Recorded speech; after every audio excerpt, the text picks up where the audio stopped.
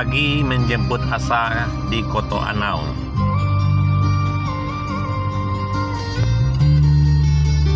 Kita memasuki nagari Koto Anau, perbatasan dengan nagari Cupa.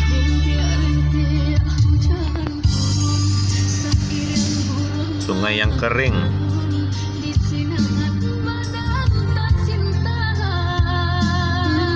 Ini namanya pendakian Guguk Cegah.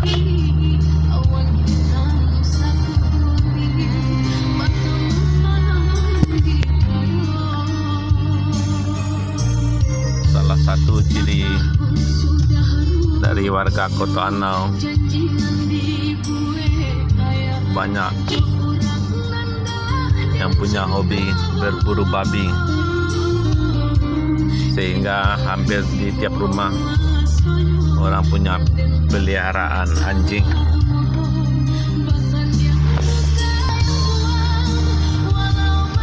Masuki jorong sawah sapi.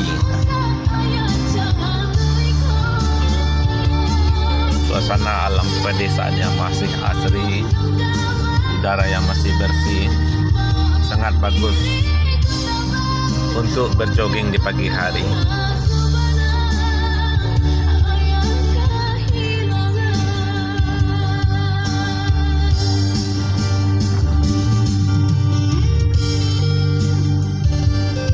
Salah satu masjid di Koto Anau, Masjid Baitullah.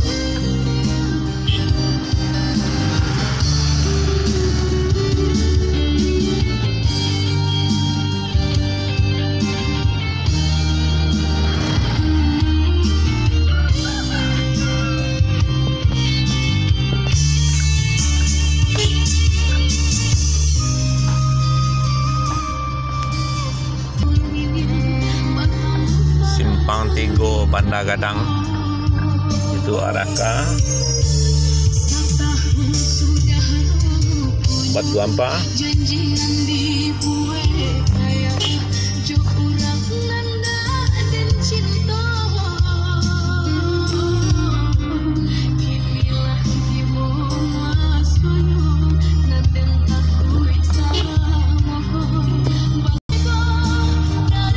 Memasuki pendakian Tanah Kuniang, sebuah surau baru yang dibangun secara pribadi.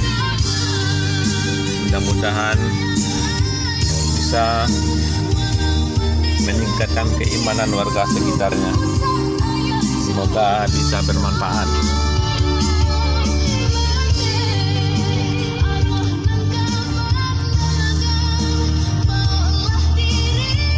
Banyak cerita-cerita mistis yang kita dengar dari para sopir yang melewati pendakian Tanah Kuniang ini. Konon ceritanya kalau kita lewat di tengah malam, harus terlebih dahulu membunyikan klason di saat awal-awal kita menuju pendakian ini. Banyak terdengar cerita mobil yang mati mendadak pas berada di pendakian ini. Bahkan yang sangat ekstrim lagi, di jam 2 dini hari ada orang yang berdiri di pendakian ini, menyetop mobil sopir, minta tolong untuk menukarkan duit 20.000. Pas si sopir mau mencarikan duit kecil di dompetnya, pas ketemu uang untuk ditukarkan, ternyata orang yang minta bantu menukarkan uang tersebut sudah hilang saja, tak tahu kemana perginya. Itu sekelumit cerita mistis yang pernah didengar.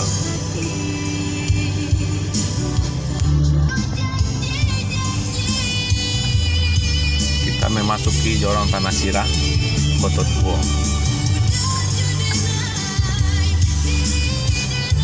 Rumah balai adat Tanah Sirah, kecil, mungil, tapi asik. dan indah. Satu lagi masjid di Nagari Kota Anau yang berada di Jorong Tanah Sirah. Masjid Baitul Haq, cukup megah dan kokoh masjidnya.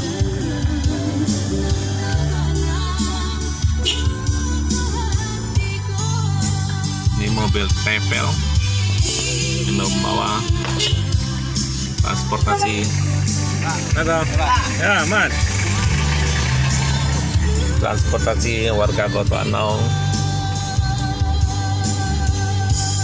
pulang pergi ke Padang setiap harinya.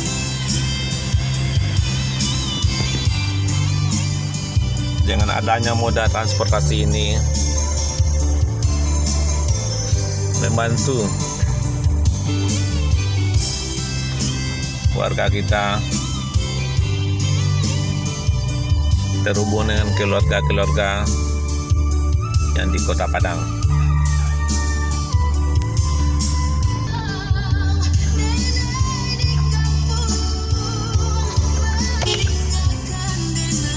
Kita memasuki yang namanya Lekok. Lekok artinya sama dengan kelok mungkin, karena jalannya di sini berkelok-kelok gitu. Di sini sering juga terdengar cerita mistis. Ada rombongan dari Padang pas melewati jalur ini menjelang maghrib,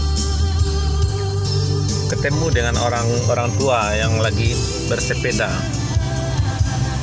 Padahal kita tahu di sini tidak ada orang yang memakai sepeda untuk transportasinya.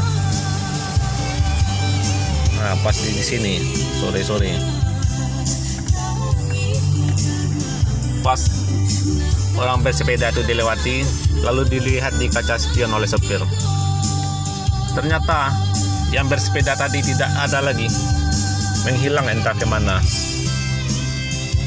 Apakah itu memang manusia atau sebangsa jin? Wallahu alam, kita tidak tahu. Itulah mistisnya dari Lekok ini. Satu lagi tempat yang kita lalui menjelang memasuki Nagari Kota Anau, namanya Tapian Putih. Tapian biasanya tempat mandi, putih itu artinya para dewa atau dewi. Mungkin dulu di sininya tempat para dewa turun untuk mandi kali. Mungkin iya. Ini tikungannya ada jembatan. Di sini ada juga cerita mistis. Ada yang orang Kota Anau, Mbak Bini di Tanah Sirah, setiap malam selalu melalui jalur ini. Sering dia melihat ular banta namanya.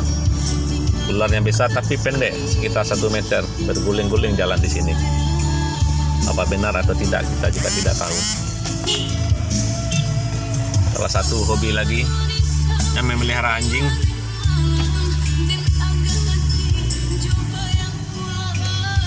Agus, mungkin sekarang Tapian Putih ini sudah berubah fungsi menjadi tempat mandi piaraan-piaraan orang berburu. Ini kampung dalam, Jalan Kalembang. Ini rumah Rajo Angek Dagarang.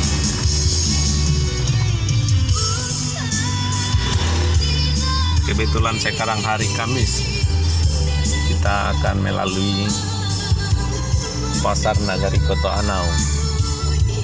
Pasar yang tepatnya berada di tengah jalan, di tengah-tengah balai Nagari Kota Anau.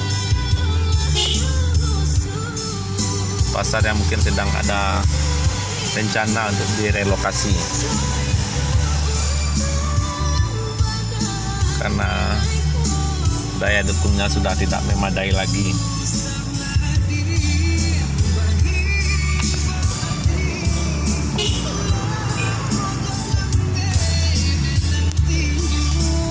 Ini dia pasar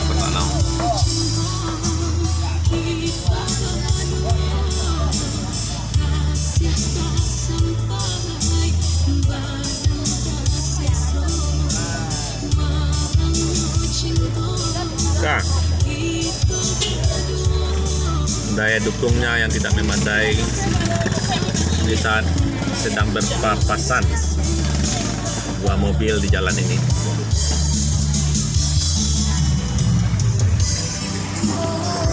Kan?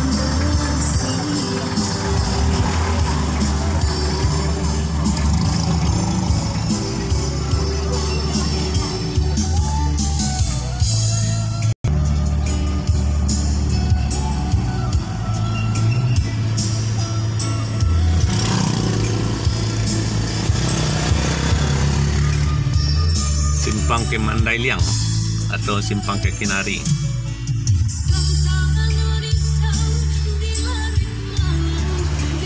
Ini dia simpangnya ke Simpang Mandailing, simpang ke rumah kreator.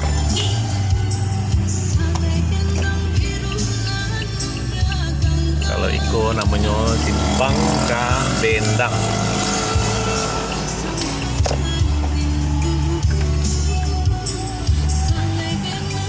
Simpang tempat kediaman sehari-hari dari kreator.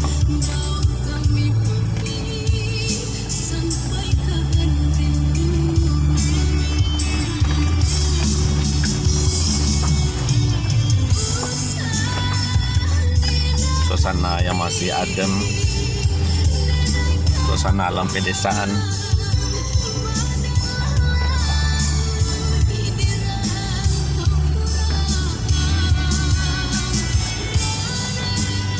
Inilah namanya Bendang Hilir atau Ben Hill.